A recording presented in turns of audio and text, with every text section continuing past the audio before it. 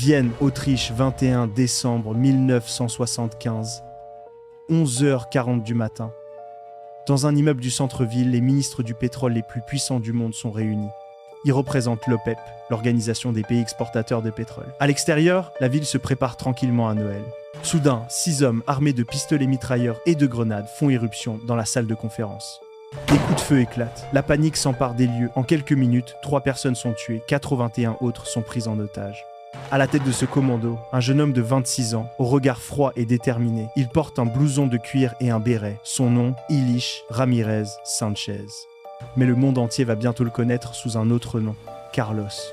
Carlos, le chacal. Carlos, le chacal, l'histoire du terroriste le plus recherché au monde.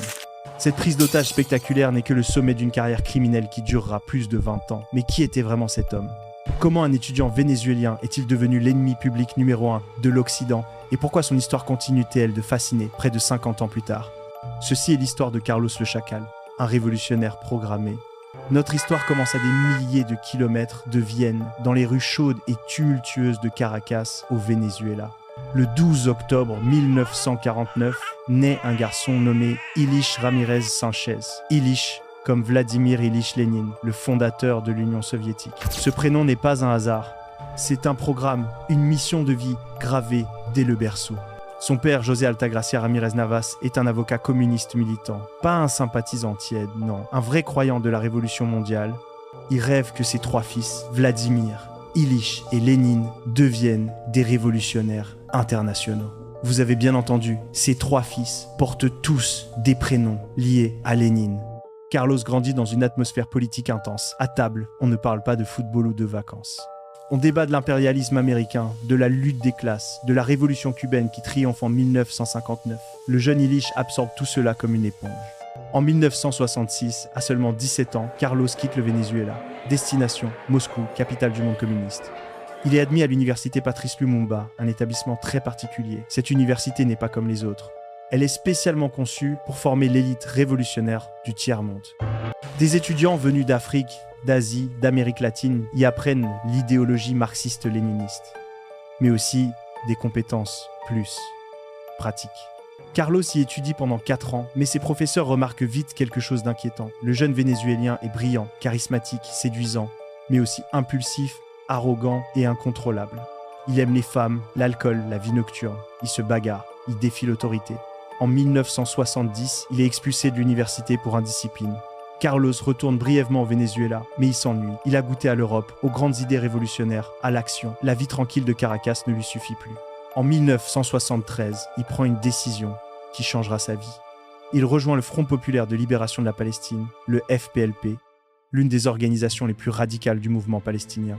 Carlos reçoit un entraînement militaire intensif dans les camps du FPLP au Liban et en Jordanie, maniement d'armes, fabrication d'explosifs, techniques de guérilla urbaine, faux papiers, filature. Il apprend tout, mais surtout, il découvre sa véritable vocation, le terrorisme international. Pas pour défendre une cause précise, mais pour le frisson, le pouvoir, la célébrité. Carlos va devenir un mercenaire de la révolution. Les premiers crimes. Entre 1973 et 1975, Carlos mène une série d'attaques terroristes à travers l'Europe. Il devient un freelance du terrorisme, travaillant pour différentes organisations selon les missions. Sa première opération connue a lieu en septembre 1973 à Londres. Cible, Joseph Edward Sieff, un homme d'affaires juif et président des magasins Marks, Spencer, accusé de soutenir Israël. Carlos pénètre dans sa maison et tire à bout portant sur lui. Miraculeusement, Sieff survit. La balle ricoche sur sa mâchoire et ressort par sa bouche. Carlos s'enfuit, frustré, mais pas découragé. En décembre 1973, il pose une bombe dans une banque israélienne à Londres. Puis, en août 1974, il frappe à Paris. Il lance 2 grenades dans un célèbre drugstore de Saint-Germain-des-Prés, en plein cœur de la capitale française. Bilan, 2 morts et 34 blessés. Parmi les victimes, des jeunes gens venus simplement prendre un café. Les services de renseignement européens commencent à rassembler les pièces du puzzle. Ils découvrent qu'un même homme est derrière plusieurs attentats. Un homme qui parle couramment l'espagnol, l'anglais, le français, l'arabe et le russe. Un homme qui voyage sans cesse entre Londres, Paris, Beyrouth et Berlin. Il identifie Ilich Ramirez Sanchez, mais ils n'ont pas encore compris à quel point il est dangereux. Jusqu'au 27 juin 1975. Ce jour-là, 3 agents de la DST, les services secrets français, se rendent à l'appartement parisien de Carlos, rue Toulier, dans le 5e arrondissement. Ils veulent simplement l'interroger. C'est un piège. Carlos les attend. Quand ils entrent, il sort calmement un pistolet automatique Beretta et ouvre le feu à bout portant. 3 rafales, 3 hommes tombent. 2 agents de la DST, Raymond Dou et Jean Donatini, sont tués sur le coup. Un indicateur libanais, Michel Moukarbal, qui avait mené les agents jusqu'à Carlos, est également exécuté. Carlos ramasse ses affaires, descend tranquillement l'escalier et disparaît dans les rues de Paris. En quelques secondes, il vient de passer du statut de terroriste recherché à celui d'homme le plus traqué d'Europe. Toutes les polices du continent ont maintenant son visage. Mais Carlos n'a pas peur. Au contraire, 6 mois plus tard, il va commettre l'acte qui le rendra immortel. L'OPEP, le coup d'éclat, 21 décembre 1975. Nous revenons à Vienne, là où notre histoire a commencé. Carlos a préparé méticuleusement cette opération pendant des mois. Son objectif, kidnapper les ministres du pétrole les plus puissants du monde pendant leur conférence de l'OPEP. Pourquoi ? Officiellement, pour soutenir la cause palestinienne et humilier les pays arabes traîtres qui collaborent avec l'Occident. Mais en réalité, Carlos poursuit quelque chose de plus simple, l'argent et la gloire.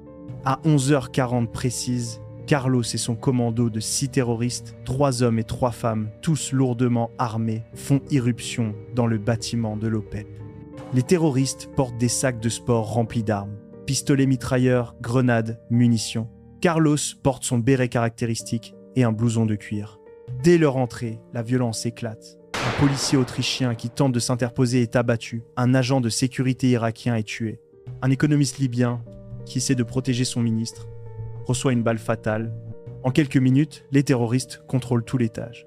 81 personnes sont prises en otage, dont 11 ministres du pétrole représentant l'Arabie Saoudite, l'Iran, le Koweït, l'Irak, les Émirats Arabes Unis, le Venezuela et d'autres pays producteurs de pétrole. Carlos a entre ses mains les hommes qui contrôlent les robinets de l'or noir mondial. Commence alors un siège de 36 heures qui va captiver le monde entier. Les chaînes de télévision du monde entier sont braquées sur Vienne. Carlos sait qu'il est en train de devenir une star. Il fait des demandes, un avion, du carburant et surtout la diffusion d'un communiqué politique dénonçant l'impérialisme et soutenant la Palestine. Les autorités autrichiennes, dépassées, acceptent toutes ces conditions. Elles veulent éviter un bain de sang. Le 22 décembre, Carlos et son commando embarquent dans un DC-9 avec une quarantaine d'otages, dont les ministres les plus importants. Première destination, Alger, capitale de l'Algérie. À bord de l'avion, Carlos se comporte comme un seigneur. Il boit du whisky, fume des cigares, discute calmement avec ses otages. Certains ministres sont terrorisés. D'autres, curieusement, semblent presque fascinés par cet homme charismatique qui tient leur vie entre ses mains. À Alger, Carlos libère une partie des otages, mais il garde les ministres les plus importants, celui d'Arabie Saoudite, Sheikh Ahmed Zaki Yamani, et celui d'Iran, Jamshid Amouzegar. Pourquoi ? Parce que Carlos a reçu l'ordre de les exécuter. Il représente les 2 pays traîtres qui collaborent avec l'Occident. Mais Carlos hésite. Tuer des otages désarmés en direct, devant le monde entier, c'est franchir une ligne qu'il n'est pas sûr de vouloir franchir. Ou peut être qu'il a une meilleure idée. Négocier une rançon. L'avion redécolle vers Tripoli, en Libye. Nouvelle négociation, nouveau marchandage. Finalement, le 23 décembre au matin, Carlos libère tous les otages restants. En échange, il aurait reçu une rançon colossale, entre 20 et 50 millions de dollars selon les sources. Une somme que les pays de l'OPEP auraient payée pour éviter que leur ministre soit assassiné. Carlos disparaît alors dans la nature, protégé par des pays comme la Libye, la Syrie et le Yémen du Sud, qui voient en lui un héros anti-impérialiste. Cette opération fait de lui la célébrité qu'il recherchait. Son visage est dans tous les journaux. Il devient Carlos le Chacal, un surnom que lui a donné la presse britannique après qu'un exemplaire du roman Le Chacal de Frédéric Forsyth a été trouvé dans l'un de ses appartements abandonnés. Carlos est devenu une légende vivante du terrorisme international. Les années de fuite. Après l'OPEP, Carlos continue sa carrière terroriste pendant près de 20 ans, mais quelque chose a changé. Dans les années 1980, avec l'effondrement progressif du communisme international et la fin de la guerre froide, Carlos perd ses soutiens. Les États qui le protégeaient, la Libye de Kadhafi, la Syrie d'Assad, les pays du bloc soviétique commencent à le considérer comme un fardeau embarrassant. Pourtant, Carlos ne s'arrête pas. Entre 1982 et 1983, il commet une série d'attentats meurtriers en France. 31 décembre 1983, attentat sur le TGV Paris-Marseille, 3 morts. 31 décembre 1983, attentat à la gare Saint-Charles à Marseille, 5 morts. Février 1984, attentat dans un cinéma des Champs, Élysée à Paris, 1 mort. Mars 1982, attentat dans le train Toulouse-Paris, 5 morts. À chaque fois, Carlos revendique ces attentats ou en est fortement suspecté, mais il reste insaisissable. Il vit en clandestin, changeant constamment d'identité et de pays. On le repère à Budapest, à Damas, à Aden, à Beyrouth. Il voyage avec de faux passeports, se cache dans des ambassades complices, vit protégé par des services secrets qu'il utilise pour leurs propres objectifs. Carlos vieillit, il prend du poids, il boit trop, son charisme des années 70 secondes estompe. Les nouvelles générations de terroristes, notamment celles liées à l'islamisme radical, ne le considèrent plus comme un modèle. Il devient un dinosaure d'une époque révolue. Mais les services de renseignement français ne l'ont jamais oublié. Depuis le triple meurtre de 1975, ils ont une dette, capturer Carlos, quel que soit le prix. Et en 1994, ils vont enfin avoir leur chance. La chute. Début des années 1990, Carlos se cache au Soudan, à Khartoum. Il a maintenant 45 ans, il est gros, malade, alcoolique. Il vit sous la protection du régime islamiste soudanais, qu'il héberge en échange de services de consultants en terrorisme. Mais le Soudan est sous pression internationale. Les États-Unis et la France menacent de sanctions. Le gouvernement soudanais doit faire un choix, protéger Carlos ou normaliser ses relations avec l'Occident. Le choix est vite fait. En août 1994, les services secrets français, la DGSE, montent une opération secrète en collaboration avec les Soudanais. Nom de code, Opération Jéricho. Le plan est simple mais risqué. Attirer Carlos dans un piège, le droguer et l'exfiltrer discrètement vers la France. 14 août 1994. Carlos se rend dans une clinique de Khartoum pour une opération chirurgicale bénigne. Ce qu'il ne sait pas, c'est que les médecins sont des agents français déguisés. On lui administre un anesthésiant puissant. Alors qu'il sombre dans l'inconscience, des commandos français entrent dans la clinique. Carlos est ficelé, placé dans un sac de toile et transporté dans une camionnette, direction l'aéroport de Khartoum. Quelques heures plus tard, Carlos, toujours inconscient, est à bord d'un avion des services secrets français en route vers Paris. Quand il se réveille, menotte au poignet, il comprend. 20 ans de cavale viennent de prendre fin. Le 15 août 1994, Carlos atterrit à l'aéroport de Villacoublay, près de Paris. Il est immédiatement incarcéré. En décembre 1997, Carlos est jugé pour le triple meurtre de 1975. Il se défend lui-même, transformant le procès en tribune politique. Il se proclame révolutionnaire professionnel et refuse de reconnaître la légitimité du tribunal. Verdict, perpétuité. Mais ce n'est que le début. En 2011, Carlos est à nouveau jugé, cette fois pour 4 attentats commis en France dans les années 80. Les bombes dans le TGV, à la gare Saint-Charles, dans le Capitole à Toulouse. Nouveau verdict, une deuxième peine de perpétuité. En 2017, 3e procès pour l'attentat de la rue Marbeuf à Paris en 1982, qui avait fait un mort et 63 blessés. 3e condamnation, perpétuité. Aujourd'hui, en 2025, Carlos le Chacal est toujours vivant. Il a 75 ans. Il est incarcéré à la prison de Poissy, près de Paris, dans un quartier de haute sécurité. Il purge 3 peines de perpétuité, ce qui signifie qu'il mourra probablement en prison. Carlos a pris du poids, ses cheveux ont blanchi. Il passe ses journées à lire, écrire des lettres, recevoir quelques visites. Il se dit toujours révolutionnaire, toujours fier de ses actes. Il ne sortira jamais. L'histoire de Carlos, dit le Chacal, est celle d'un homme qui a semé la terreur pendant près de 20 ans.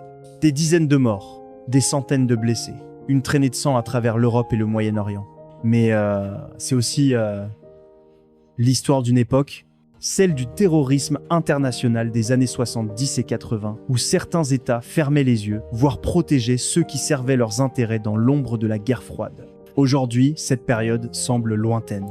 Pourtant, elle pose une question qui dérange. Les idéaux peuvent-ils encore justifier la violence ? Carlos voulait être un révolutionnaire. Il disait vouloir changer le monde. Mais au final, il n'a fait qu'apporter la mort, la peur et sa propre chute. Alors dites-moi, sans filtre, était-il un idéaliste perdu ou simplement un psychopathe en quête de gloire ?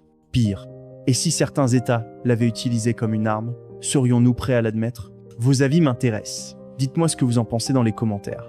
Et si cette histoire vous a passionné, n'oubliez pas de vous abonner pour ne pas manquer la prochaine vidéo d'autres destins tout aussi dérangeants et fascinants vous attendent.